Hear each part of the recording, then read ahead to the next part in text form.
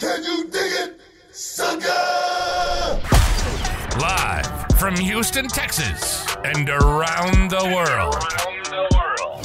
Join the 6-time World Heavyweight Champion, 2-time WWE Hall of Famer, and WWE NXT announcer, Booker T. Booker T.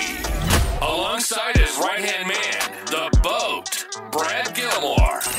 It's time to get your champagne wishes and caviar dreams. Welcome inside the Hall of Fame. Now, can you dig that? Estoy en mi pick. Estoy en mi pick. Soy un rey, campeón, busca el ti. Estoy en mi pick. Estoy en mi pick. Can you dig it, sucker?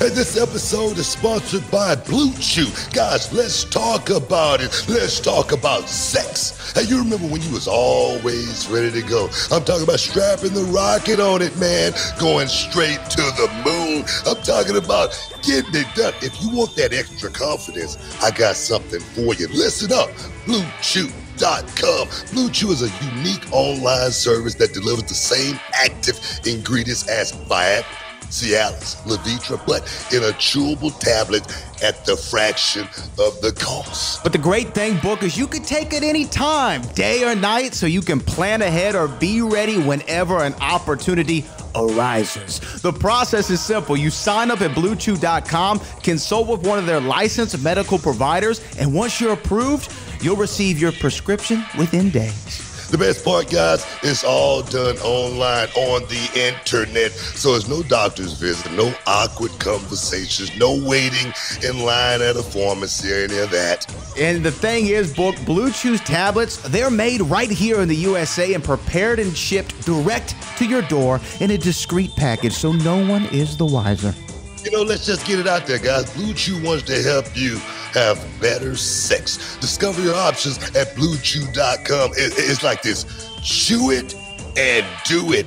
And we've got a special deal for our listeners. Try Blue Chew absolutely free when you use promo code BOOKER at your checkout. Just pay $5 for shipping, man. That's BlueChew.com and use promo code and receive your first month absolutely free, man. Visit BlueChew.com. Use promo code BOOKER to receive your first month absolutely free. Visit BlueChew.com for more details and important safety information. And, you know, we want to thank Blue Chew for sponsoring the Hall of Fame podcast. Chew it and do it.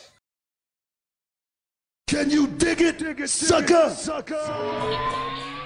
All right, everyone, it's Booker T and Brad Gilmore here, and we've got something exciting for all you sports, comedy, music, and theater fans out there. We're talking about Game Time, the fastest, easiest way to get your hands on tickets to your favorite events. That's right, Book. We love all those spontaneous, unforgettable moments, and Game Time is here to make them happen. Whether it's a last-minute decision to see a game or a sudden urge to catch a live show, Game Time has got you covered, giving fans access to tickets even at the last minute in over 60 cities across the United States and Canada. Hey guys, this ain't about getting in. This is about getting the best seats in the house. With Game Time, you can see images of your seat before you buy it. So no surprises there, guys. You can score tickets swiftly. Skip the line, guys. Just dive straight into the moment. Absolutely. And listen to this. Game Time guarantees the best prices. Find tickets in the same section in a row for less elsewhere. Game Time will give you a credit of 110% of the difference. So there's no reason to wait, Book. So whether it's the thrill of the game, the laughter of the comedy, the rhythm of the music, or the drama of the theater, guys, don't let the opportunity skip by. Choose Game Time. Grab your tickets and just enjoy the moment. Live should be spontaneous, Book. So guys, don't miss out. Check out Game Time now on their app or at gametime.co. That's gametime.co. Take the guesswork out of buying tickets with Game Time. Just download the Game Time app, create an account, and use the code BOOKER for $20 off your first purchase. Terms apply. Lowest price. Guaranteed. Oh, yes. Hey, what's up? This Booker T, and winter is here, and you know what that means. Trying to stay comfortable while you sleep. Well, I've got something exciting for you. That's right, Book. We've recently discovered a game changer for a good night's sleep. It's called Miracle Made, and it has its new product, the silver-infused bed sheets inspired by NASA. Yeah, these sheets are no ordinary sheets, guys. They've got self-cooling properties that keep you at the perfect temperature all night long, thanks to NASA-inspired technology. And here's the kicker. They're self-cleaning too. Infused with silver, these sheets prevent up to 99.7% of bacterial growth, leaving them fresh and clean 3 times longer than regular sheets. So that means no more gross odors. Plus, they're all about comfort and quality. Miracle sheets are luxuriously comfortable without the crazy price tag of other luxury brands. Trust me, Book, they feel as nice, if not nicer, than the sheets used by some 5-star hotel. And just in time for the holidays, guys, these Miracle Sheets make perfect gifts for your loved ones. And who doesn't want better sleep and luxurious bed sheets? And guess what, guys? You get 3 free towels with your purchase. But wait, there's more. These sheets are designed with your skin in mind. No more sleeping on bacteria that can clog your pores. You don't want that. Sleep clean with Miracle. Yeah, so here's the deal, listeners. Go to trymiracle.com/Booker to try it today or gift it to someone special this holiday season. And guess what? You will save over 40%. Do it! And don't forget, guys, if you use the promo code at your checkout, you'll get 3 free towels and an extra 20% off. And if that wasn't great, here's the best part. Miracle stands behind their product with a 30-day money-back guarantee. If you're not 100% satisfied, you will get a full refund from Miracle Made. Hey guys, upgrade with Miracle Made. Go to trymiracle.com/Booker and use the promo code Booker and claim your free 3-piece towel set and save over 40%. Trymiracle.com/Booker. Treat yourself or a loved one this holiday season to a gift of better sleep. Don't wait. Try Miracle Made today. Ladies and gentlemen, we interrupt your regularly scheduled program for an important public service announcement. This is not a drill. I repeat, this is not a drill. This is something more essential, a revolutionary ball trimmer that has landed right here from the future. That's right. Manscaped has been working overtime to upgrade your below-the-waist grooming experience with their cutting-edge Lawnmower 5.0 Ultra. Let's cut to the chase. Every man out there knows the fear of going in for a close shave in those most sensitive areas. Yeah, we've been there, Book, but fear no more. The Lawnmower 5.0 Ultra is the hero that you deserve, featuring not 1, but 2 interchangeable next-gen skin-safe blade heads. This isn't just your standard grooming. It gives that super smooth finish with a new foil blade your heart desires, and Manscaped delivers. And it does not stop there. With dual LED spotlights, you can navigate the darkest of regions with precision regardless of your skin tone. And they thought of everything, man. 3-length setting comb, and guess what, my man? This bad boy is waterproof. That's right, Booker. Trim with confidence in or out of the shower. The Lawnmower 5.0 trimmer helps reduce nicks, the risk of ingrown hairs, and those dreaded grooming accidents. And because we've got your back, man, get 20% off free shipping with the code, Booker T at manscaped.com. Just think about it. 20% off, free shipping at manscaped.com with the code Booker T. High-tech grooming for your low places. Look, man, from a personal experience, this isn't just a ball trimmer. It's like a spaceship for your man parts. Smooth, efficient, and it takes care of B.I.itness, dog. Remember, we're keeping it real with you all. We partnered up with Manscaped because we believe in the product. They hooked us up and we're passing that on to you. So, gentlemen, upgrade your grooming game, man, and visit manscaped.com. And don't forget to use the promo code Booker T for your exclusive deal. Welcome inside the Hall of Fame. I'm Booker T, 6-time world champ, 2-time Hall of Famer. Got my man Brad Gilmore here with me today, guys. We got a big show. A really big show. A very special guest host that's going to be here with us inside the Hall of Fame today, getting his champagne wishes and caviar dreams, man. Let's bring him inside the hall right now. Let's get Maven inside on the hot seat. What's up, Book? Hey, what's up, Brad? How you feel, man? How you feel? You look good. You look good, man. I'm always up for some champagne wishes. I'm always ready for them. Caviar dreams, man. Absolutely.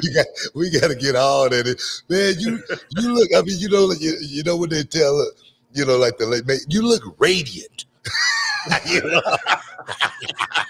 I'm serious. I'm serious, man. You still got that. The movie Life when Martin told Eddie, you need to. Water those flowers, to give them some exuberance. That's exuberance. That's what you got right there. I'm serious. You still look the same, man. You still smiling. How you feel, man? Yeah, I'm feeling good. And just like in the movie Life, I carry a pocket full of rocks just so I can accurately count throughout the day.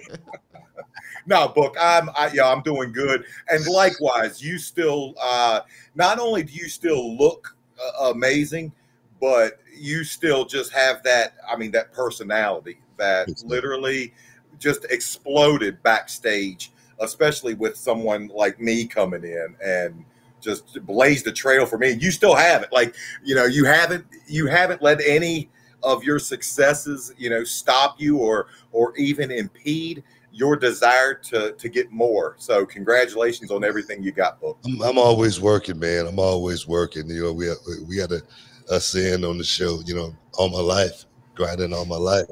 Yeah, you're grinding all my life. I've been grinding all my life. Slice, she got to roll the dice. That's what we all about here inside the hall. I swear, man, I never think about the past a whole lot.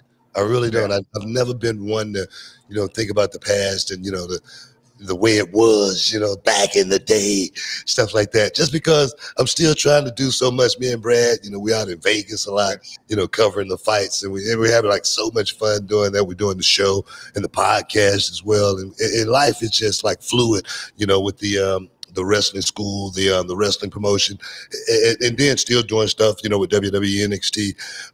It's AAA. I'm like hustling, bro. I'm like hustling. And the thing is, it was so easy for me, and that's what I'm getting close to, asking you a couple of questions, but it was so easy for me to walk away from the wrestling. I swear, man, it was like, man, I don't want to do this anymore. But I'm at a stage right now in my life to where my retirement kick in next year, right?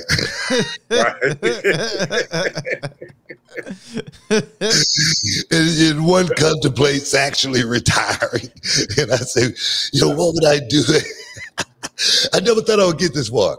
I swear to God, I never thought I'd get this far where, I'm actually able, investments. Wow, it's kind of crazy. But for me, this stage of my life right now is so hard for me to want to walk away from what I'm doing now. Because it's so fun. I'm enjoying it so much. How much do you miss, that life being on the road? Yeah. All right. I miss it, yes. But I know a man has to know his limitations. And you talk about you don't look back much. I heard a saying once, you can't drive a car looking through the rearview mirror. And I've always looked at, I'm trying to find what my next challenge is going to be. I think you're the same way. I'm happy with the life I've lived up to this point, but that doesn't mean I'm going to stop trying to achieve. And I have a goal set for what I'd like to achieve, but new goals, find me week in and week out. So I do miss the life. I miss backstage, man. I miss how the football players say they miss the locker room. Yeah. Well, that's what I miss, and I don't miss airports. I don't miss rental cars. I don't miss hotels. I don't miss late night restaurants. Those stuff I could do without. The time right before you go through the curtain and you see you feel that reaction, whether positive or negative. I miss that. And then I miss being backstage with the guys, the laughing, the cutting up.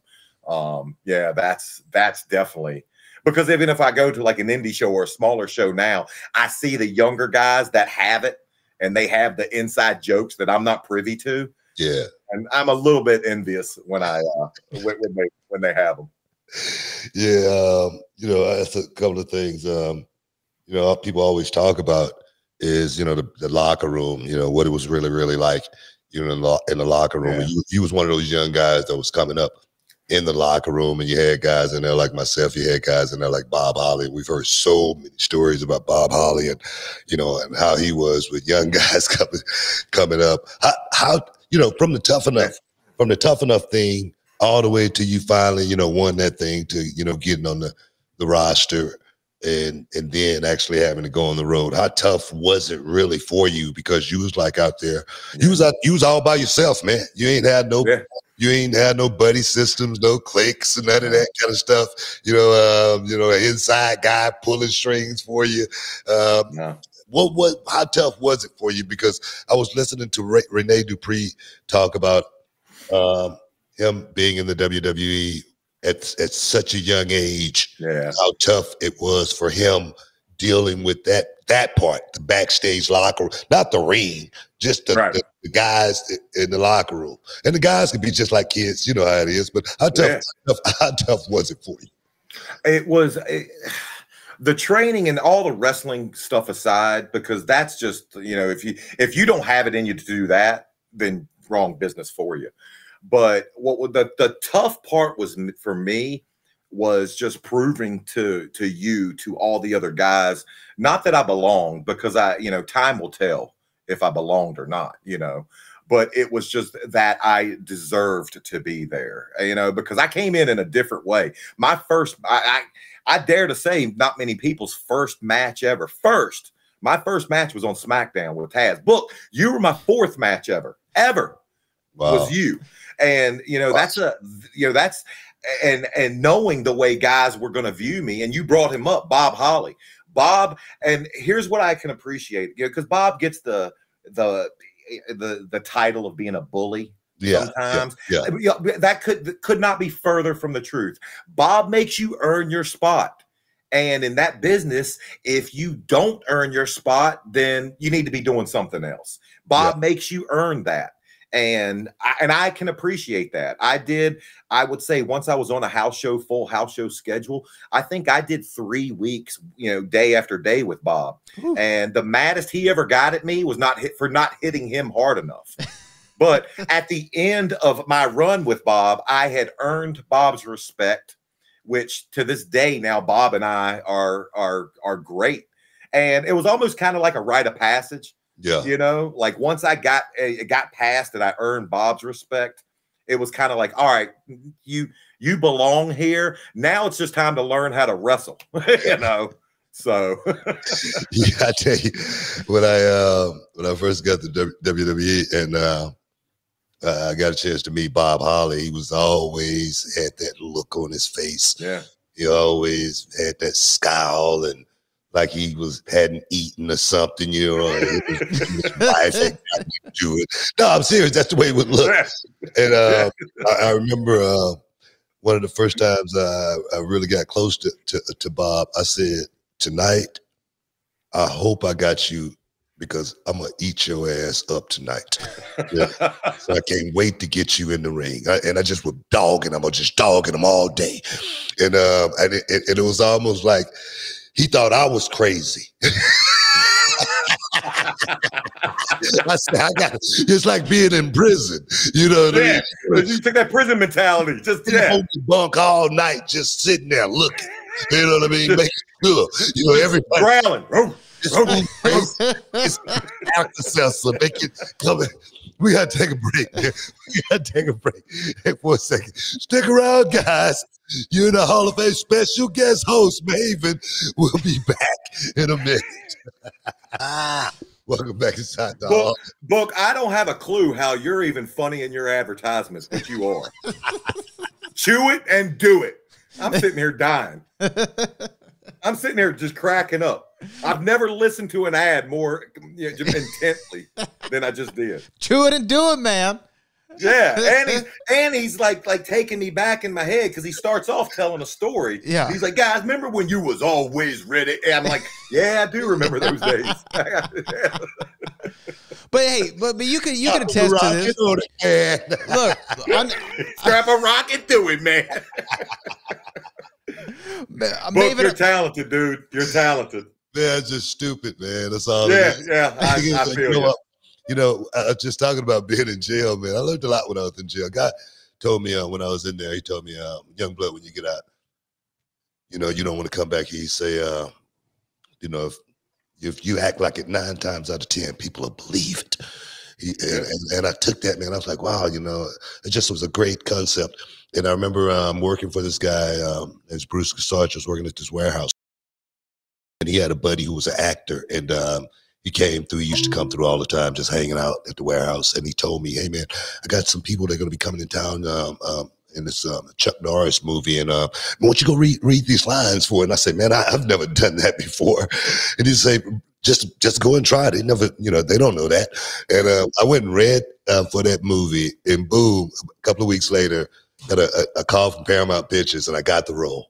And I was like, wow, you know, and I from that day forward, I say, you know, you just got to act like it. You got to make it feel like it. And that's been one of my greatest assets. So when young people out there, when you find yourself in that place, you know, you don't actually have to know how to do it. You just have to act like you know how to do it. And if you do that very well, man, magic can happen. And I say that because I'm living proof. My day job. What were you laughing at? I'm laughing because what you said could be applicable to our last ad. If you find yourself in a position, magic could happen. Just chew it and do it. You know what I mean? Just chew it and do it. Oh, yeah, man. Get ready. Yeah. Strap a rocket to it. Strap a rocket on it. Go straight to the moon, man. You know, that's wrestling talk right there, man. Yeah, absolutely. Absolutely. But what you were talking about, so my day job, I actually work on Wall Street now. And me and my owner of my capital firm, we laugh all the time because we think we're idiots. And we have a saying, we're like, man, fake it till we make it, because we have all these big companies that are coming wanting to do business with us. And yeah, I'm suited up and I look the part. And half the time I'm like, man, I don't have a clue. Like, I don't know. I'll find out. I'll find out for you. I'll get an answer. I'll get an answer for you.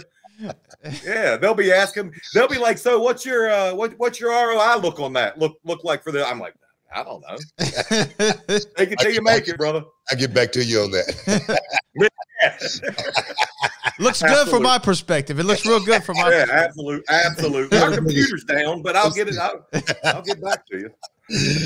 Oh my God, man. I know we got a lot of super chatters out there. This is the final week for the big contest. We got a big contest going on where somebody's going to win a big trip to Reality of Wrestling in December, Christmas Chaos show. All expenses paid by Reality of Wrestling. Actually, it's coming out of my pocket. It's coming out of my pocket. But we're going to make sure we're going to do something really, really cool. The drawing going to be closed off today, right, Brad? Today's the last one. It's the last day, so you super chatters, I know you're out there. Know you want to get inside the Hall of Fame and get your champagne wishes and caviar dreams. Just stick around.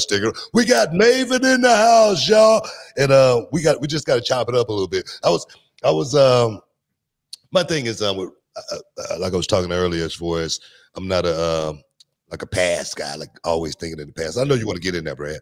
I'm not one that want to get thinking about the past a whole lot.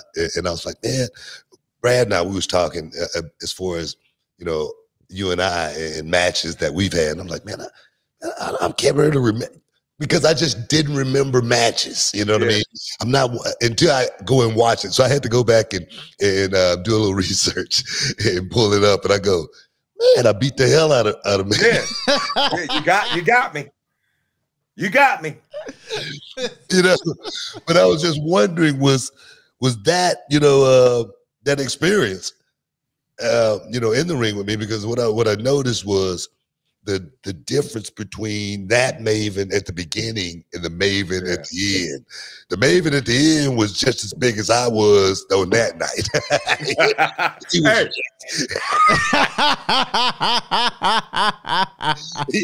you know, but how was that experience? You know, actually getting in the ring with me, because I know how it was for me when I got a chance to.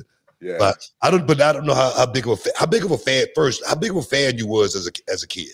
All right, I was a big fan of. I grew up in Virginia, and I watched Crockett Promotions. So I was a big fan of like NWA, big like, you know, like the Horseman time.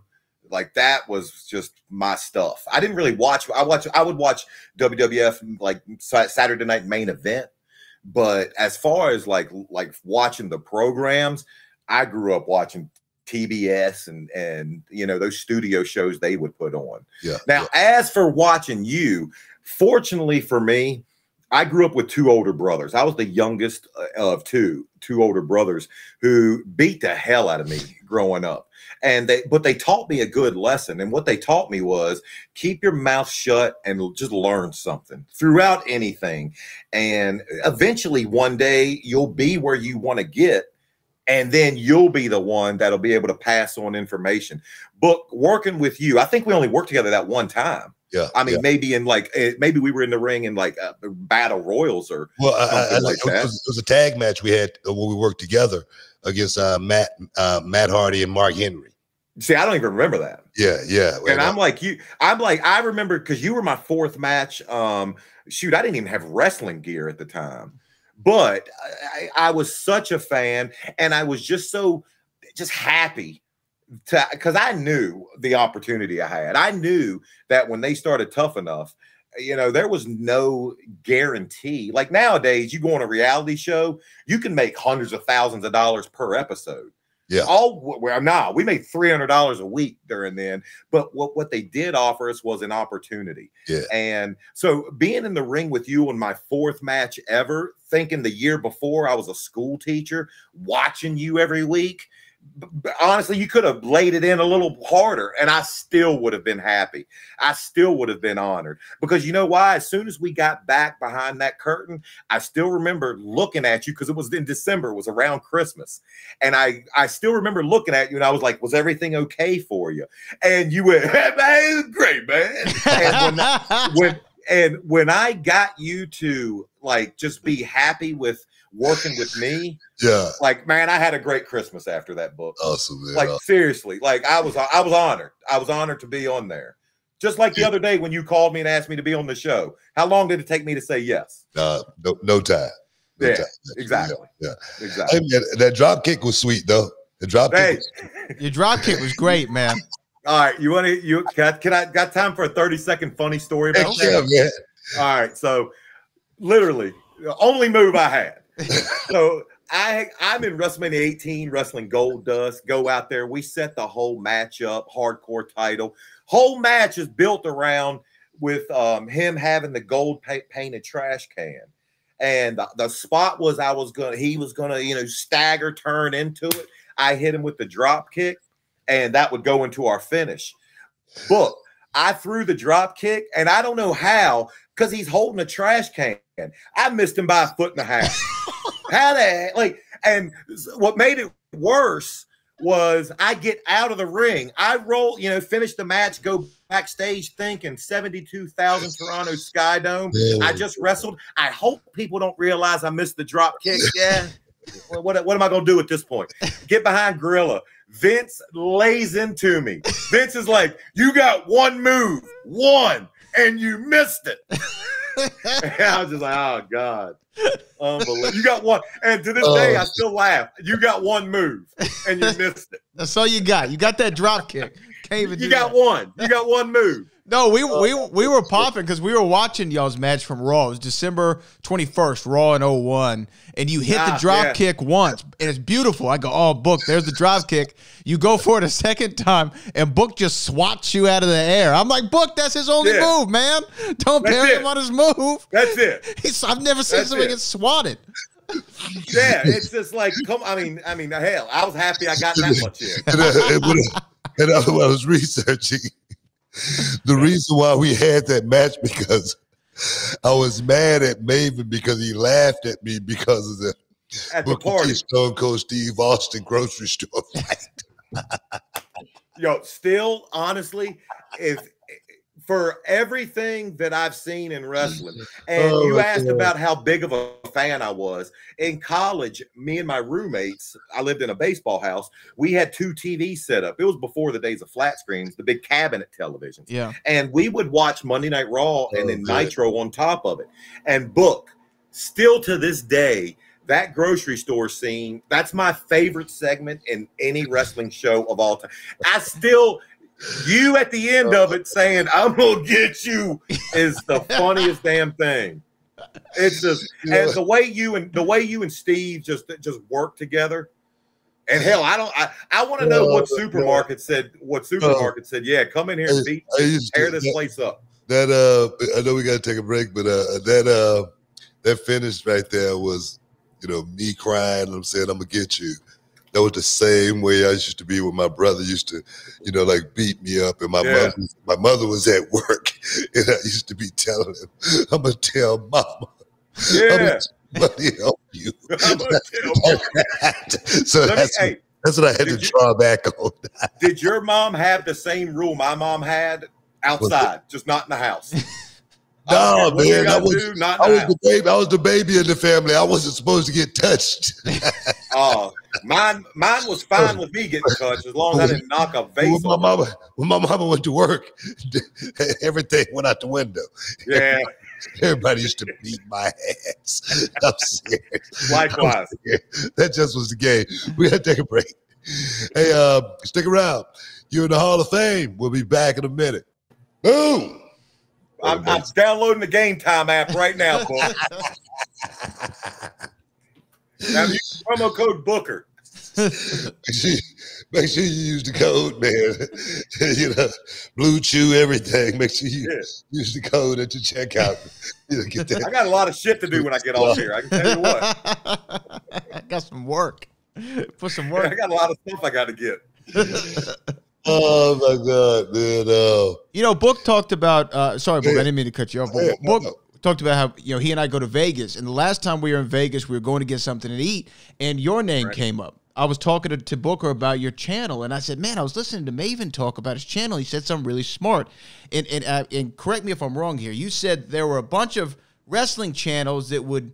They had YouTube channels about wrestling, but you were doing you were making YouTube videos instead of just clipping out wrestling content. That was the way you came up with your channel and the idea. Tell people kind of the genesis of that and what you mean by that.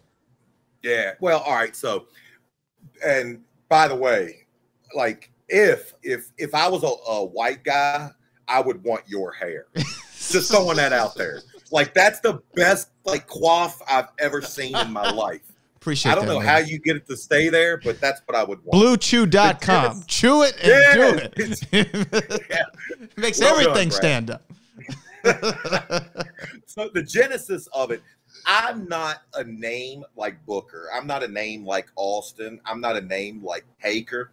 So I know for me, a podcast would never work. I would have 120 reliable weekly listeners, and that'd be about it. And most guys aren't a Booker, a Steve, a Taker. So we better find other ways if we want to be out there.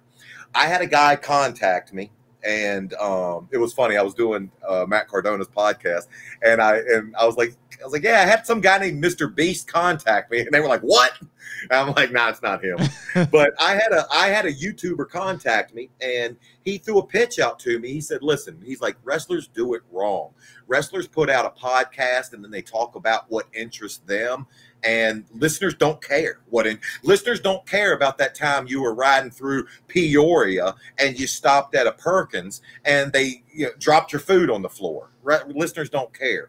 He's like, what I want to do is we're going to make YouTube videos that deal with wrestling, with everything from the subject, from the title through the thumbnail.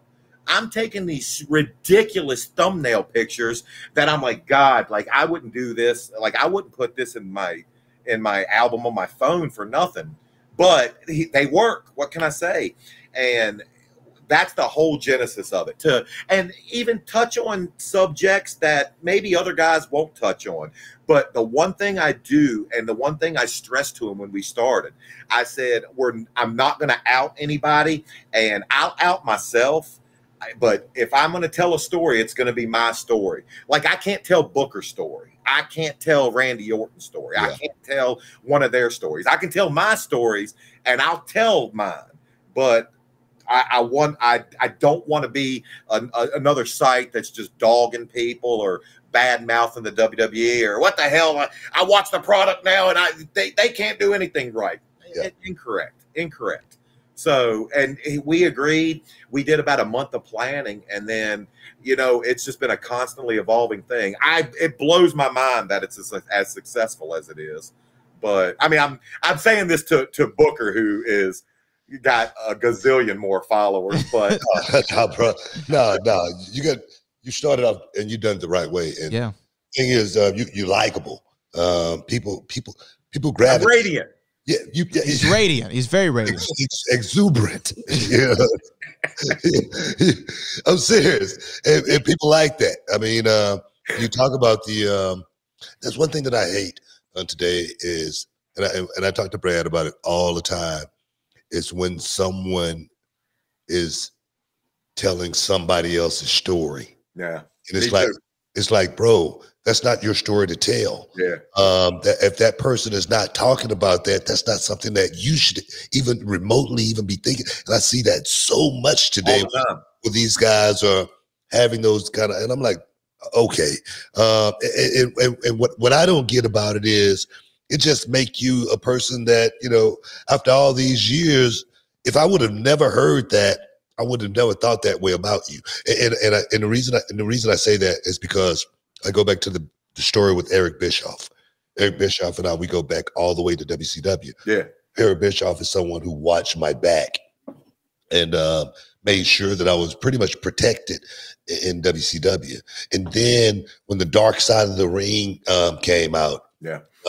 And they was talking about it, and they was talking about they had a vote on who should be the champion, and unanimously everyone said Booker T should be the champion. But Hulk Hogan was coming back, and Hulk wanted the title, and Eric Bischoff was going to roll with Hulk and what he wanted, not with what I wanted, even after a unanimous vote. And I go, wow. I never thought that about Eric Bischoff. I thought this guy was there protecting me. Yeah. I say if I wouldn't have never saw that on Dark Side of the Ring, I wouldn't have never known. And I go, wow. So it just totally can ruin the way you feel about the way you felt about someone after all those years. Yeah, 100%. It's hard to watch some of those. Yeah. Like I watched the episode with Candido. And, then I'll go talk to some of the guys who was in the ECW with him. And they're like that. Yeah. Some things were, they got accurate, but then it's just some things they totally miss on. And like, have you seen the movie, The Wrestler with Mickey Rourke? Yeah. What a great. There's some things that are accurate. And then there's other things that I'm just like, that was never my experience. Yeah. And I never wanted to be one of those people telling a story that isn't authentic to me.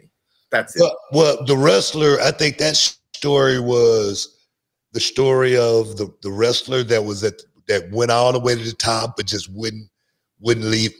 Yeah. What I always say is, if you don't know how to change with the times will pass you by. Absolutely. That's I think what the wrestler represented. And adapt or die. I saw so many guys like that when I came up. So when I went and watched The Wrestler, I was with Charmel, and the final scene came where the Ram went up to the top rope, you know, and he got himself together, and he was getting ready to come off the top, you know, and you know the fans are going, you know, and then boom, he comes off, and it go dark, and the credits start rolling. Yeah. A tear rolls down my eye, and I go, baby, let's go. Yeah, it was tough. It was tough for me too. He needed that one last pop. And Book, don't think I didn't see what you just did. Book wanted to get those guns. His arms up. Yeah. Look at him. Look at him. I noticed the same thing. Tell him, Book. That's 225 pounds of twisted steel and open scoping, grave digging, destruction, Jack. But yeah, I watched The Wrestler, and it was tough. Like, it was tough. And I knew when he went up and got that one last pop that that's what he was looking. That's what fueled him. And I definitely understood that. I'll be honest with you. The fact that I never got to a point in my career like you, Book, it made moving on a whole hell of a lot easier. It made being able to adapt and to take on new challenges and new forms of it, whether it be entertainment or in the secular world, or it made it a lot easier because you know what? Hey, maybe if I did headline 4 or 5 WrestleManias, it might be a whole hell of a lot harder to leave and not have that rush anymore. So yeah, because trust me, on my channel, I get reminded all the time that I was just a mid-carder. And I'm like, yeah, I agree. Yeah, I know. Let me tell you something, bro. People tell me I was a mid-carder. Yeah. No, I'm serious. I get it. So you can't worry about what people say on social media. The best scene in that movie, The Wrestler, for me was when he was working at the grocery store, and then he was getting himself together, and then he was getting ready to walk down the hallway, and then he could hear the people going, Ram. Yeah. Ram. And then he gets to the curtain, you know, and they still hollering Ram, and then he opens it and then walk out and go to work. Go stock shelves. Yeah, no, he went to go cut the meat, you know, he was working in the deli. And I was like, God, man, that was just it was so real. It was so freaking real. And I gave those guys big props because it was even one scene in the movie because I come from that era to where, you know, it was a lot of drug use. Yeah. Guys were getting hooked on those somas and stuff like that. And that's what it kind of represented, a lot of that world that I actually seen. And it was one scene in the movie where the guy had some pills, and he had his pill bottle, and before he opened it, he shook it. You know, and the guys back in the day, they used to know how many pills they had. Yeah, they gauge it just by the shake. Yeah. You know, I mean, we get low. It was one of those type of things, you know. So I swear, man, that movie was so accurate, and Mickey Rourke played a hell of a role. And another amazing thing about that movie, like, wrestling is kind of hot right now, like, to do other stuff other than, you know, the big three. This was back in like 2009ish, when there wasn't much other than, you know, WWE. There wasn't many people touching wrestling around that time. So for them to make a big budget Hollywood movie at that time for an untested market, I mean, that's a set of brass ones that I commend. No, and Mickey Rourke got in such good shape. Did a hell of a job.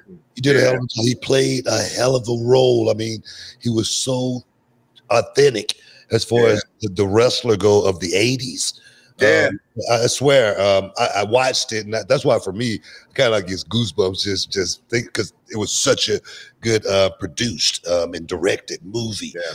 Everybody's role was so you know, authentic and so true to the way it really is when you go from a major league to the minor league, especially when he go ask the kid down the street, you want to play Nintendo? and the kid go, have you ever played Call of Duty? He goes, what's that? What's that? Yeah. It's almost like he got to a certain point and then never wanted to leave. Stayed there. Went to stay in 1985 forever. Yeah, one of those type of deals, man. No, go ahead. Go ahead. We Real got quick, going back to with the channel and Brad, this will answer a little bit more. I was a little bit like that. It took a lot for me. It took me a while to embrace social media and to embrace, just the. But I was like, man, I'm too old. I've always said it. I've always said, like, if they would have had a Twitter and Instagram and all that stuff when, like, during our time, like in the early 2000s, I'd have 10 bazillion followers if I could have had that. At that I'd have lost my mind if we had all stuff back then, man. I've said it before. I consider myself like the last guy to get polio the week before the vaccine came out. Like, it just came out just way too soon. But I'm trying to embrace it now. Hey, man, you living your best life right now. We got to take another quick break. Stick around, guys. You're in the Hall of Fame, man. Stick around. We'll be back in a momento. What year was that book? 90 what? 92. That's I'm sorry, 90. Yeah, 90. The Kid and Play, the Gumby fade you had going on. Wow. You got to know how to change with the times, man. I said, if I still had that flat top fade and that little mustache, we wouldn't be talking. We wouldn't be having this conversation right now. That was a great time in my career, man. I was just getting started. I was hyped up. I was doing something I never imagined, I dreamt of doing, and I say, wow, it's I'm gonna disagree with you. You would still be doing that, even with that haircut. And you want to know why? You used to have a saying, and I stole it from you, and I have used it for 20 years. You used to, and I don't know if you still say it. You remember you used to say, the cream always rises to the top. I still say it on a regular basis. Do you really? Oh, I love it. I love it. I remember hearing you say it, and I use it too. Hey, man. Hey, bro. I'm just having fun, man. Ever since that day, man, I haven't worked since that day. Yeah.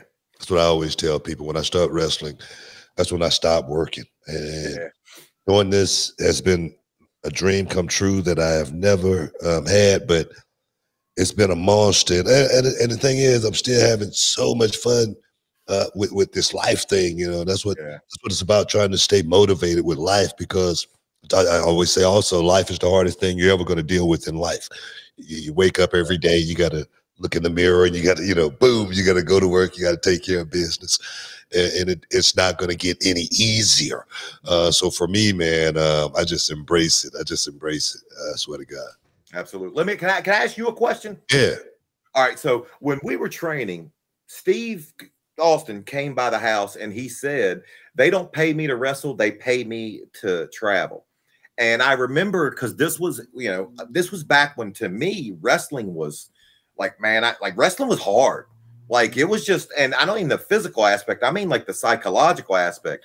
And then somewhere around the 2005, right when they released me, I remember it made the transition to where the wrestling was the easy part and the traveling became what sucked. When was it for you that you didn't worry about the match you were having? You knew you were going to have a good match. Because I still remember being backstage for Monday Night Raw, a 6-minute match, and I'd go nuts trying to remember spots and everything, and I'd be stressed out, and I'd be like, gosh, why am I doing this? I hate this feeling. Yeah. And then it just went away. Yeah, you know what? I never really had that feeling. I always felt so comfortable going out to the ring. That part was always easy for me. The travel was the hardest part of the game for me, and I felt perhaps I got paid for the travel. I hear guys, today, and they say, wrestlers, they should have an off season, and this and that and whatnot. And it's just not the off season type of business. Nah. It's a warrior sport, and you know what you sign up for when you get into it. And you're gonna go as long as you can until you drop. Yeah. But I'm gonna tell you right now, it's just like that with every sport. Yeah. It's just like that. But they may be taking a little bit more time off. They may, but they may not be traveling nowhere nearly as much as we are. They may be in in the gym training 3 months out leading up to a fight. You don't, they may just fight on that one night. You don't see all, just like John Jones, he just got knocked out for 8 months for tearing his pec in training. You know, so the guys don't see that kind of stuff. So I think it equals out as far as, you know, for me, you know, the wrestling was easy. You know, I was getting paid to be on the road all the time. And I remember, I think it was Beyond the Mat. Where, that was 99, wasn't it? Yeah. Where Jake the Snake was talking. And he said, you know, he was, you know, having a conversation with his daughter. And Jake told his daughter, when you sign that WWF contract, baby, you are obligated to work every day. And I was like, wow. When he said that, I was like, wow. You know, but it's true. It's true. I tell a story when I was in WCW, man, it was all beautiful, man. It was like champagne wishes, caviar dreams, baby. It was in the mail on a regular. You know, I do house shows here and there, you know, but boom, I got a weekend off here, weekend off there. Had a nice little 22-footer, you know, a little 22-foot boat, you know, I'm getting out and go fishing every now and then, whatnot. And then in 2001, I signed with the WWE. And I went to work. Yeah. And then one day I say, I want to go fishing. And I get my boat and I took it to get, you know, the inspection sticker on it. And it said 2006.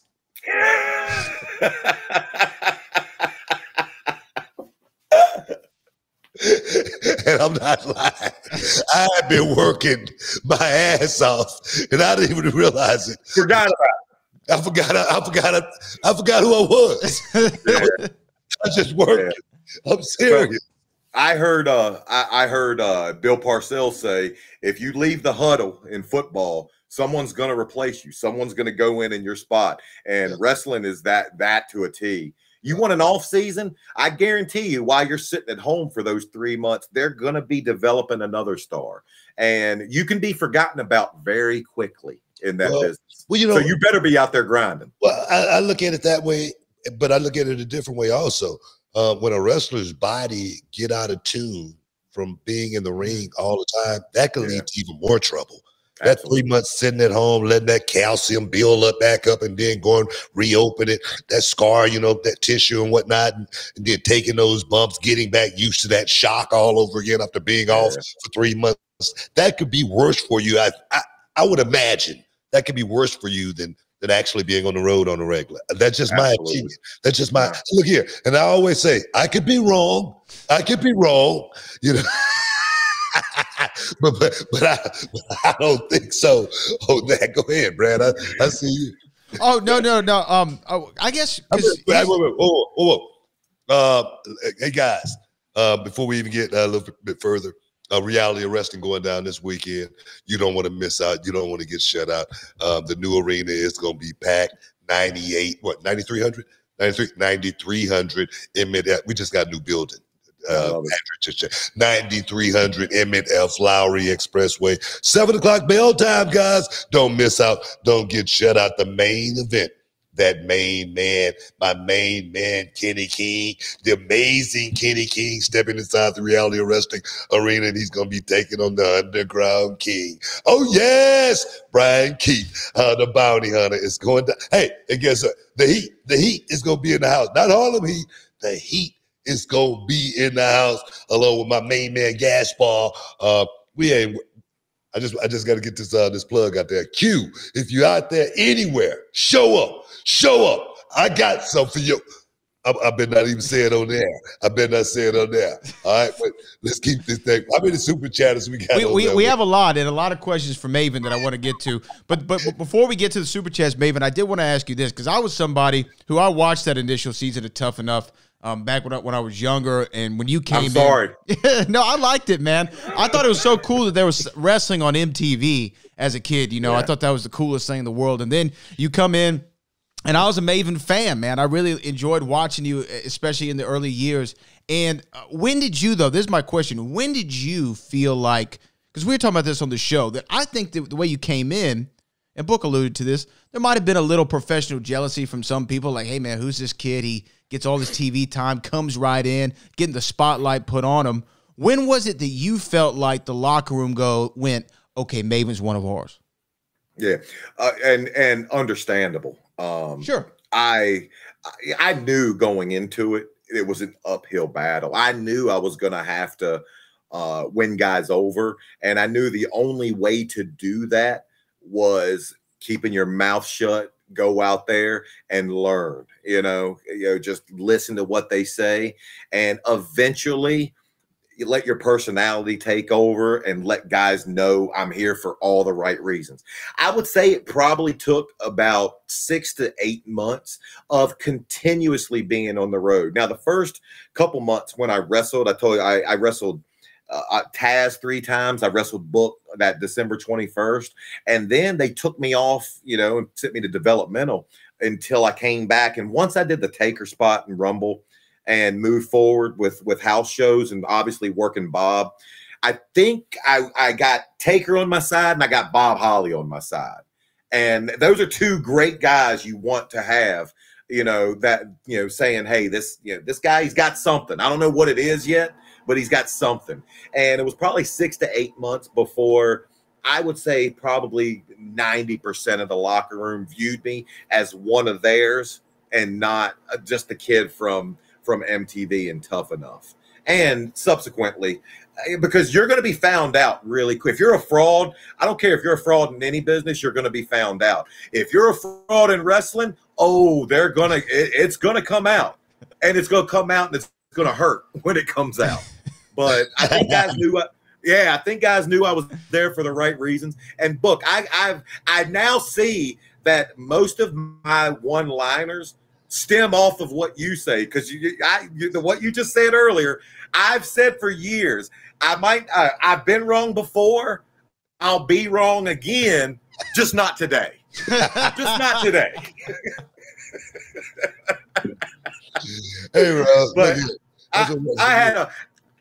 I had a blast, and just being able to win guys like Book over. It was, yeah.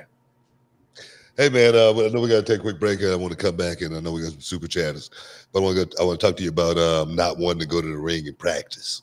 Yeah. And that might have got you a little heat and might have rubbed things the wrong way a little bit. Let's take a quick break. We'll be back in a momento, man. Stick around. Welcome back inside the Hall of Fame, man. I was listening to you talk. I know we got some super channels, and let's get to them here in a minute. I was listening to you talk as far as not wanting to go to the ring and practice, and that might have got you a little heat. I remember I used to be on the road on the house shows. After those house shows, you got a long drive, sometimes 300 miles or whatever. Yeah. And they used to always tell guys, say, stick around. Ever since I got to WWE, used to always say, stick around. Watch the matches, guys. You might learn something. All right, it's guys, and then guys don't do it. And then they have a meeting on Monday, and guys, it's guys leaving. We need you guys to stick around and watch the matches, and you might learn something. And every time they used to have one of those meetings, because I used to, as soon as the show was over with, as soon as my match was over, I'd get my car and just take off. And every time they would have one of those meetings, they say, guys, stick around and watch the matches. And I say, well, they didn't say Booker, so they obviously wasn't talking about And technically, you're not wrong. So every time they would have one of those meetings, if they didn't actually say my name, in my mind, I would automatically say, they didn't say not about me. I mean, talk to me about I think in any court of law, I think you're winning in a court of law there. Yeah. Talk to me about that, man. Talk to me about what it was. What it was for me, like, I stuck around and watched most of the matches because I was riding with Orton.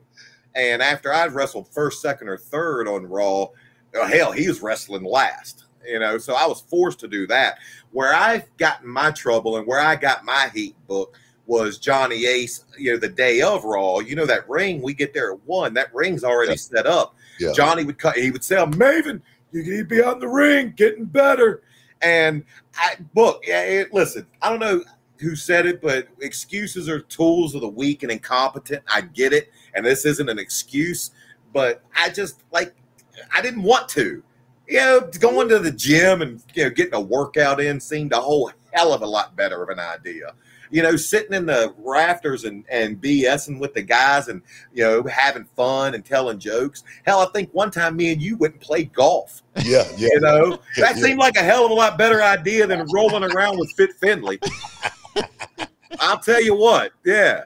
I didn't feel like working on chin locks and hammer locks and snap mares. Oh, 4 hours before my match on Raw, but that led to me not growing and not getting better. And as obviously, I wish I could go back and do a lot of things in life over. That's not how life works. Looking back, I wish I would have been out in the ring, just getting better. Just making myself better. Maybe getting, I don't know, a second move. Who knows? Maybe I would have had a big. Yeah, man, yeah. Something to add to the repertoire. Then I'd have been like, I learned another one. I have two. So for me, it's just I just wish I would have just tried to, because I was a kid. I thought my spot was secure. Yeah. Wrong. It wasn't. Wrong. I tell you, it's so different now, like with the video game stuff. Like when I first came to WWE, I was a big video gamer, and I used to have like this little portable set, and I get PlayStation. Yeah, the PlayStation. The thing would flip up. I remember it. Yeah. And I was one day I was in the locker room, and I flipped it up, and I was playing some Madden, bing, and D'Lo Brown, he came in, and he goes, hey, Book, you mind if I play around with you? I go, heck yeah, man, come on down, sit down. So him and I, we start playing, and we may have gotten not even a couple of minutes into the game, and Michael Hayes walked up behind us, and Michael Hayes go, oh, you guys playing video games? And then I go, yeah, we've been just playing a game of Madden. And he goes, oh, okay. And he walked off. And I swear to God, D'Lo's going to hear this, and he's going to know it's 100% true. D'Lo said, look, I got to go. I was like, what the hell is going on around here? I'm the new guy. I'm the new guy. I mean, I'm about to get heat playing you. No one never said anything to me about it, but it was definitely D'Lo came at it the same as me. Like, yeah, you weren't going to get heat. The same way Randy, when I was riding with Orton wasn't going to get heat. We were 30 minutes late to the building if we decided to get a workout in after catering. But I sure as hell was and did, But I own my baggage. Nobody forced me to do anything. I did it all myself. I wish I could go back and undo some of those. I wish I would have just went, and got, just tried to get better as a wrestler. Yeah. So, yeah. Hey, man. I mean, 2020 is hindsight. We all did that. Definitely will. Yeah. I know we want to get some super chatters in. Let's open up the lines, man. Let's open up the lines. We got a ton. We got a ton here. Super chats in the house, man. All right, this first one says from the Dark Knight Returns. Says Maven, buddy, looking real jacked. No bread, no water, only meat. Yeah. You know what? That's another question. I was listening, and you were saying you don't work out anymore. You don't touch weights, and you just do the yoga, the DDP yoga, and stretch and whatnot. Yeah. What was the idea of not using weights anymore? It's not that I don't really. It's not that I'm against that. It's just this is gonna sound stupid, Book. Like this is gonna sound, but this is how my mind works. I'm just wondering. I've been wondering. Yeah, it's just how my mind works.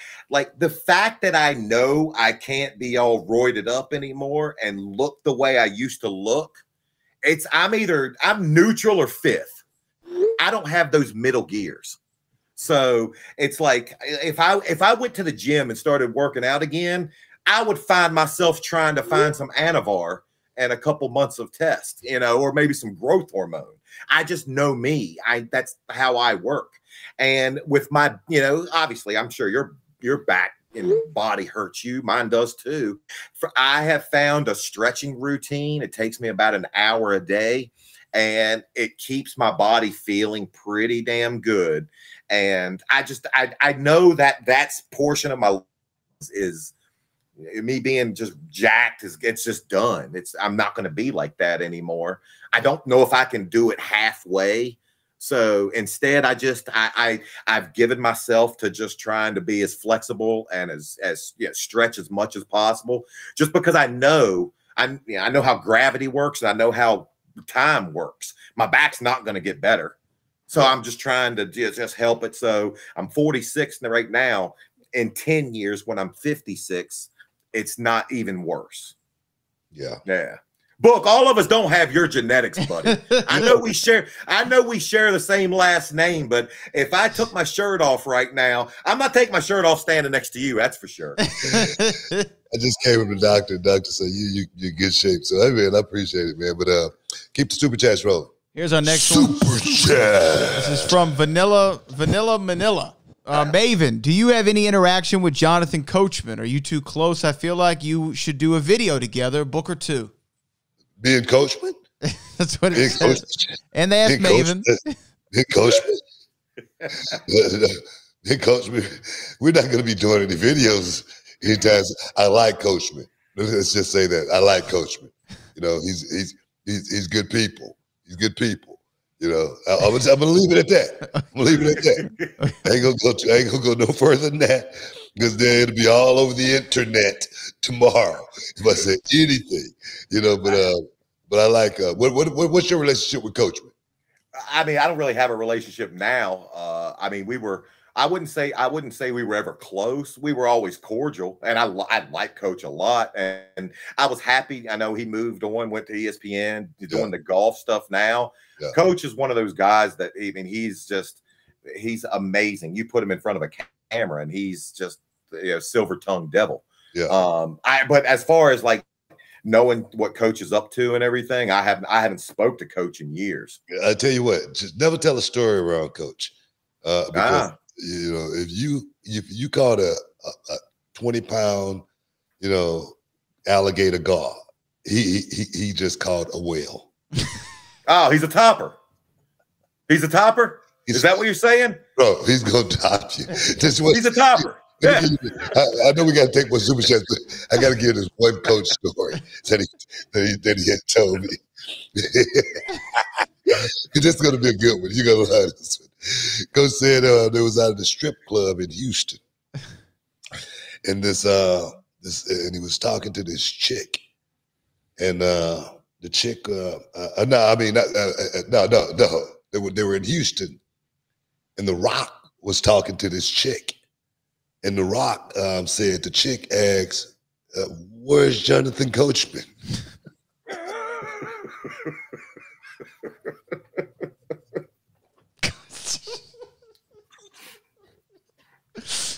Oh Lord. We have another super so that's chat. like going so that's like going to Smith and Walensky and asking if they can run and grab you a Whopper. Burger.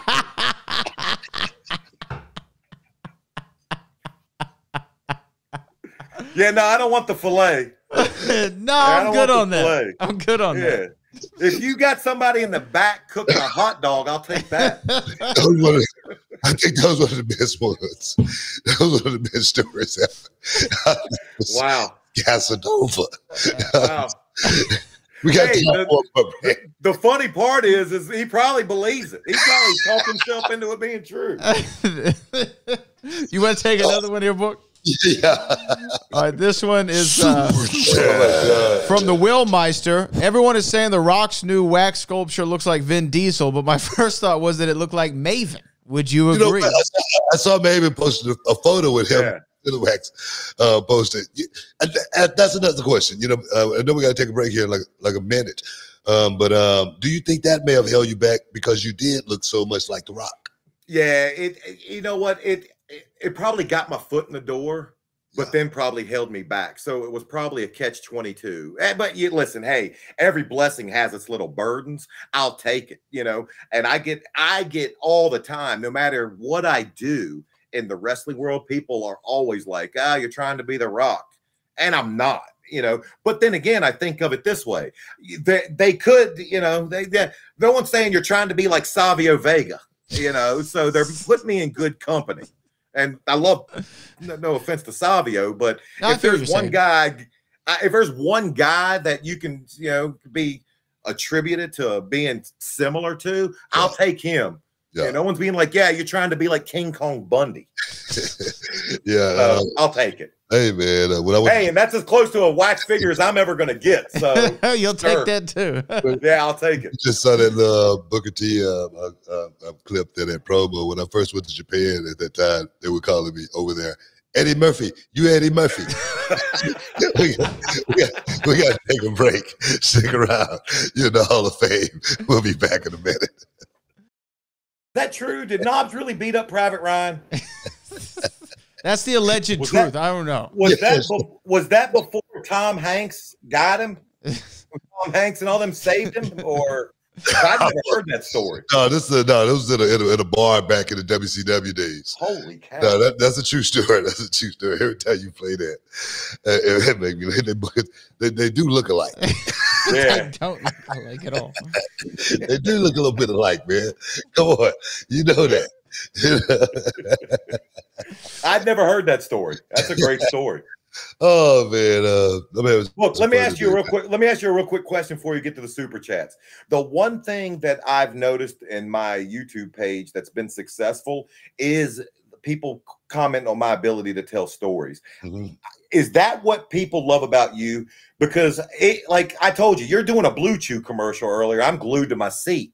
You were just telling that story, and I was literally glued to my seat. Like, is your storytelling ability, has that helped you get to where you are? I talk to young people about that, and I learned it over the years. But I remember going to this class WWE had made me take when I first got there, and it was like an 8-hour course. And I was like, man, I've been in the business, 12 years. Why am I doing this? And then about 3 hours in, I was like, oh man, it's pretty cool. I mean, it was really working my mind as far as how to think, and when we you just say, for instance, doing an interview or whatnot, or when we're doing a promo, how to formulate your thought, how to be able to, pivot and be able to tell a little bit of a story, always be able to, animate the story and make people feel, because when people are watching, they got to feel a certain way. And you're really good with that. You make people feel good when you're telling your story. You're not like I said, you ain't got a fucking axe to grind or anything. It's like, even with the guy that you say, okay, like the one that I saw you do with the photos, what about this guy? Well, this guy, even if you had beef with the guy, you still know how to make you having beef with a guy sound good. And at the end of the day, it seemed like it just was two guys, more than anything, and that's what I always, try to do with this stuff is, try to create good stories. Me and Brad, when we first started this show, we say it's got to be a show. It just can't be two guys talking. Our audience got to be able to have fun, as well as they got to get paid, man, because somebody's going to be heading to a reality of wrestling, Christmas chaos going down. So you got to be able to do that kind of stuff. Right? hell of a transition. It was really good. Hell of a segue. Really good. Well, yeah, we do have more super chats here to get to, Book. Let's get to a few of them here. Super chat. Oh, man. This comes from Hit. Is that Euro? I don't know what that is. What is that with a P? Where does that come from? Maven works on Wall Street. What kind of currency is that? What kind of currency is that, man? Yeah. Yeah, that, oh, my God. Hey, again, I'll find out. I'll let you know. I'll let you know. I'm gonna figure out what that ROI is, but it says my internet's down right now, but I'll get back to you. My system's not working. I don't know what happened. Hit Vinnie Mac with a bedpan. Yeah, what says Maven, Book, and Brad in Booker's words, looking real good. We appreciate that. Looking real good. Good. Looking real good. Let's see. This one is Joshua Lyung, or I don't know how you say the last name. Maven, been your biggest fan ever since you were on Tough Enough. I'm upset you don't like your theme song. It's fire. Wish you used the other theme, Memory by Mercy Drive, you were supposed to use. Yeah, like that's, I mean, Book, did you have any say over your music? Yeah, I did. Yeah, I did.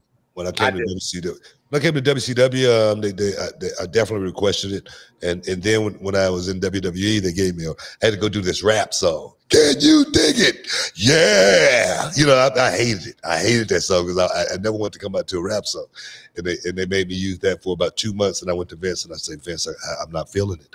I'm not feeling it. I said, I need my music back in order to get the magic back. And he actually granted me the wish of having my music throughout the remainder of my career. Yeah. You see, in just the same way, like if I would have went to Vince with that, there's a chance I might have been fired on the spot. So, that's true. Yeah, I had a little clout by that time, though. I had a little clout. You got to. Because I did like my music. And everybody, like if I get asked the Taker question, my music is always the second question people ask me because I outright just did not like that song. I used to stand in Gorilla, and you know how you're back there pouring water on your head. Yeah. You're getting pumped, and whenever my music would go off, I'd be like, it'd be like the biggest letdown. It'd be like the reverse of Blue Chew. The reverse of that is, that's what that music was for me. And it hurts people's feelings so bad that I hated it. My music always hyped me up, man. I needed it to actually do my thing, I think. But keep it rolling, Brad. Your theme was good, though. I did like your theme. Ty Marshall says, what's up, guys? My question to Maven. When you were told you were going to beat The Undertaker for the Hardcore Championship on SmackDown, what was Taker's reaction? Hope everyone's having a good day. Honestly, I think he wanted to just get rid of that damn belt. Like, obviously, Taker at that point, he doesn't need a belt of any sort to get himself over. I think it was more of a pain because during that time he was working. I mean, they're not going to put any of the main guys in a hardcore championship storyline. It's just not going to happen. So he was working guys, guys that were in a bigger position than where I was at the time, but still not guys at the top of the food chain. So I think he was happy to get rid of it. I think he was just ready to be done with being the hardcore champion at that time. He could not have been more gracious. But, hey, and it was fine with me. Like, obviously, he wasn't going to take a pinfall with my drop kick. That's when The Rock had to come out and rock bottom him. So, which I understood. Hey, bro. I understood. A win's a win. A win's a win. Hey, absolutely. It's in the record books the same. That's right. There you go. Our next one comes from our friend Callie Toenail. What's up, Callie? Maven, are you a regular watcher? If so, what is your favorite storyline right now, and where would you like to see it go? Who's in your fave 5? Do you watch the product regularly? No, at all. And here's why. I've said it before, and I think it hurts wrestling fans that I don't watch the product. But it's like, to me, I don't want to see my ex-girlfriend, the love of my life, walking by with her new boyfriend, doing better. Hey, Maeve, this is Bobby. Yeah. He's so much better than you. I just don't want to see that every day, and it literally hurts to watch because obviously I miss it, like we were talking about earlier, and obviously I feel like there was more I had to give that I'll never have the chance to fulfill. And it's tough. That said, I am happy that the guys are making the money that they're making nowadays. I hope they're taking care of their body. I hope they're taking care of their finances. And I wish them all nothing but the best on all three, on WWE, AEW, and Impact. I wish them nothing but the best. Yeah, man. Well, if any of them were to call, would you pick up the phone? I'm not an idiot. I'm never gonna say no to an opportunity. But then again, I don't see it happening. I don't it's just, for whatever reason. I don't consider myself an asshole, but I never even got the call to do like a Royal Rumble spot. And I would have thought at some point, maybe, they'll just throw me in the Rumble, and it never happened. I pissed somebody off along the way, Book. Well, hey, man. I'm going to say, though, Go ahead. That little plaque behind your right shoulder there, Maven, it might get you that phone call. You know what I mean? It might get you that phone call. It might get you that Rumble spot. You know what I mean? Get in where you fit in. I'd have bought one years ago then. Oh man. You get the rub, kid. You get the rub. You Yeah. never know. Keep it rolling, man. Okay. This is from the Will Meister. Maven, the other day I watched your match with Matt Cardona from a few months ago, and you said you're no Austin or Booker T. You look just as badass and was funny as them to me.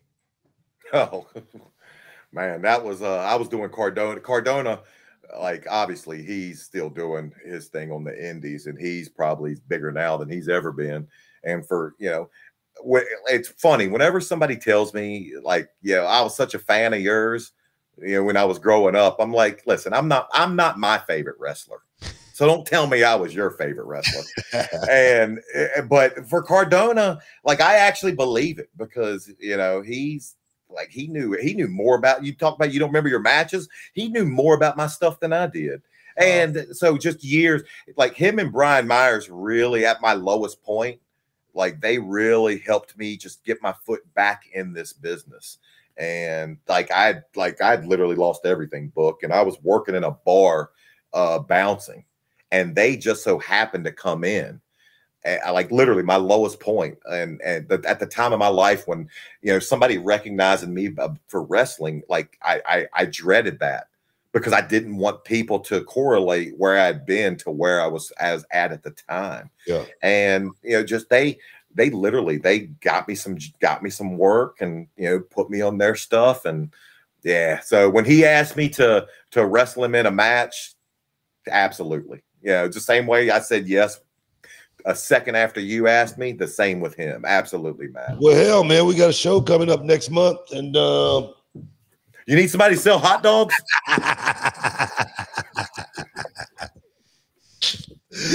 Hey man, you never know. You know what I mean? You might get the itch. We got more super chats, man. Get more super chats. Yeah, we do. This is from New South Wrestling. Says Booker is a great human being and a good brother. I want to support my good brother. Still working on that Castle show, brother. Got a couple. Appreciate that, man. Yeah, most definitely, man. I appreciate you guys down there too at New South, man. I went down there. We had such a great time. Me and my main man, Matty Ice. I echo. Oh, yeah. I echo his sentiment. Book. You're a hell of a guy. You really are. You know what? I appreciate you saying that, man, because there's been a lot of, words said over the internet. And I need, people like you to back me up as far as I don't feel like I was a bully or anything like that, right? Not at all. Not at all. I wasn't one of those guys that was trying to keep the young guys down. Not at all. I wasn't one of the guys that was, spewing, how bad the business was back in the day or anything like that. Not at all. I wasn't one of those guys that, that was passive by any means. Not Book. You were great. And if there was anybody that you could have been, and I hate the word bully, but we'll use it. If there's anybody you could have been a bully to, it would have been me when we wrestled our singles match that first time. And you weren't. I mean, what was it a I don't want to say, a tough match? Yeah. But for televised matches, that's what was that's what was demanded. You had to go out there and work hard.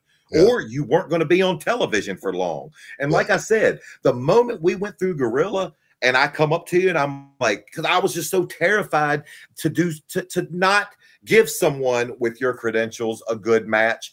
And the moment I was like, was it okay for you? And literally your smile, you beamed, and your boy, yeah, dog, man, it was great, dog. And like literally, and I'm not exaggerating when I tell you I had a good Christmas break knowing, because if we would have had a bad match, like I'd have been just worried. I'd have been literally sweating bullets the whole time. And you treated me fairly. I listened to you. I did what you said to do, and you gave me a fair shot. Anybody that says anything otherwise, that's why I hate what Bob, the way people view Bob. Bob gives everybody a fair shot, and you know what? Some people aren't going to live up to Bob's expectations. Yeah, that's life, man. That's life. That is life. Yeah, I mean, you couldn't have said it better. I'm serious. I know we got some more super chats, Barry. We're just gonna have to keep them rolling. You're gonna have to edit. Yeah. We just got a couple more that we have. Earn your money. This is from Kelly Toenail again. Maven, any hot chip / wing challenges in your future? Man, I'm not a. I like to test myself, but not when it comes to eating. Yeah, because I know what the next day looks like. Yeah. And no thanks on that. Yeah. This comes from Andrew, who said, Maven, you wrestled Masada on Heat. Did you know he became a deathmatch legend in Japan? Well, I didn't. And I don't remember that match. Again, Book, you're probably the same. I have fans coming up all the time reminding me of matches I have, and I'm just like, sure, okay. I don't remember my catalog of matches. Obviously a few, like the one with you, I obviously remember, the bigger ones, but that one I don't. I'm glad I could give him the rub, though.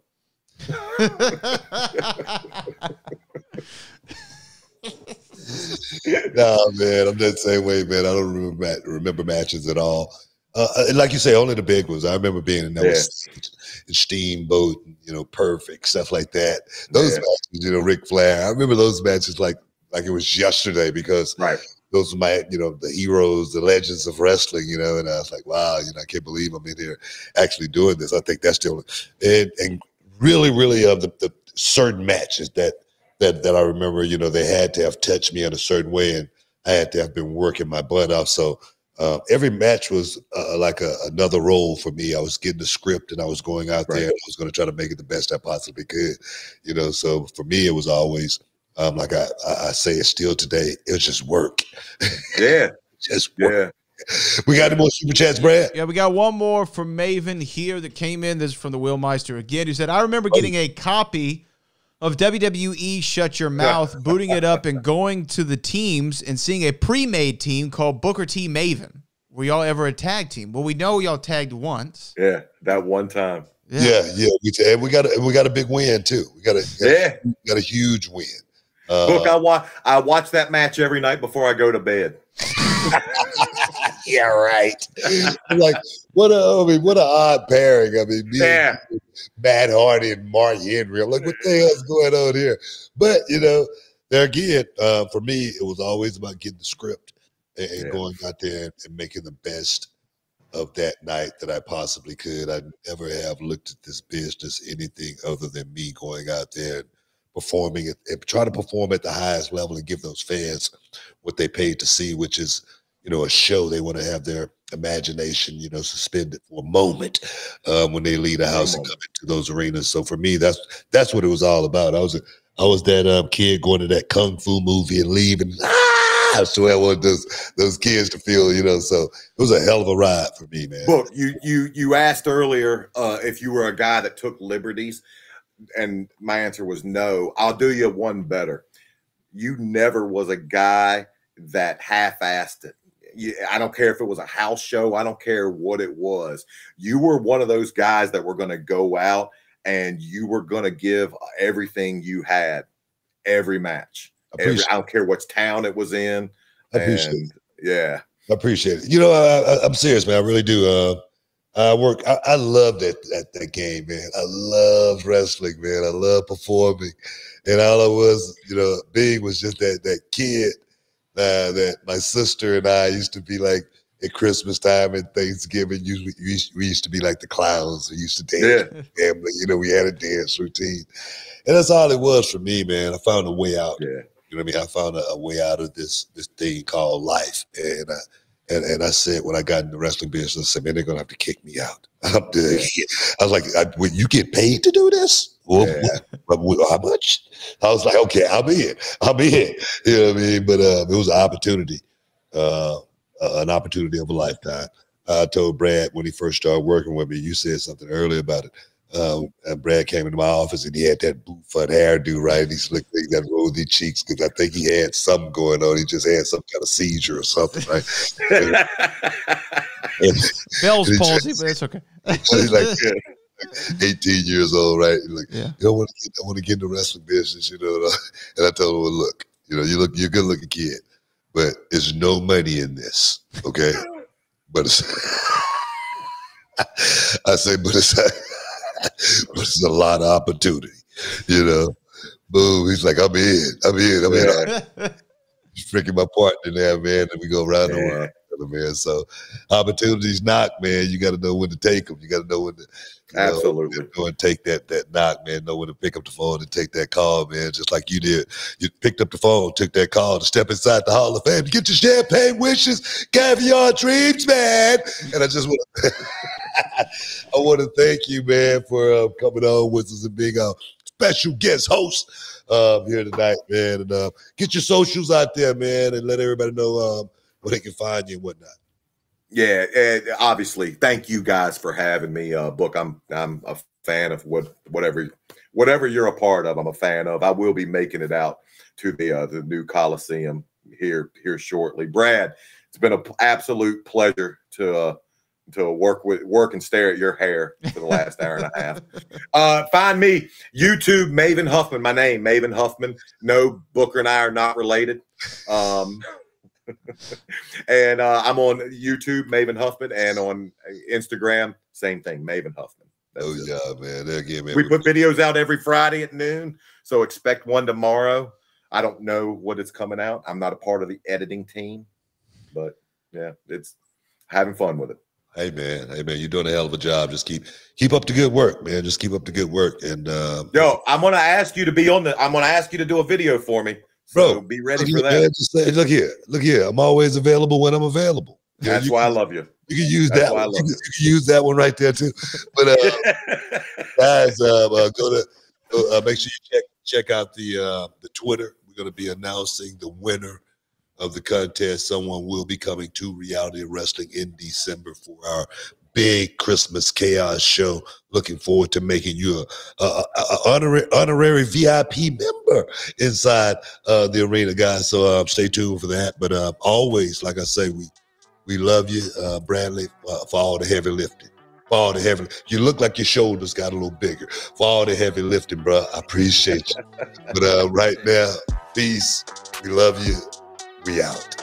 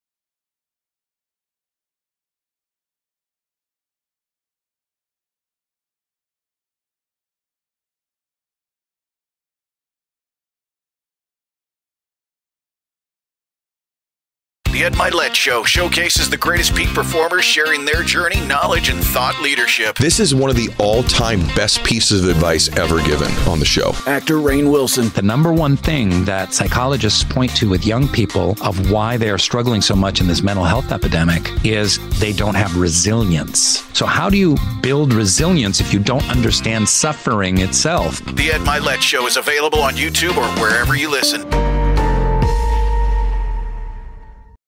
Hi there. Sorry for the interruption, but are you enjoying this show on Google Podcasts? You should know that the Google Podcasts app is going away this spring. That's right, going away, gone as in no longer available. You can still enjoy this show elsewhere though. Try out Spotify or Amazon Music, or maybe TuneIn is more your style. Whatever app you switch to, be sure to follow so you never miss the next episode. And thanks for listening, wherever you listen.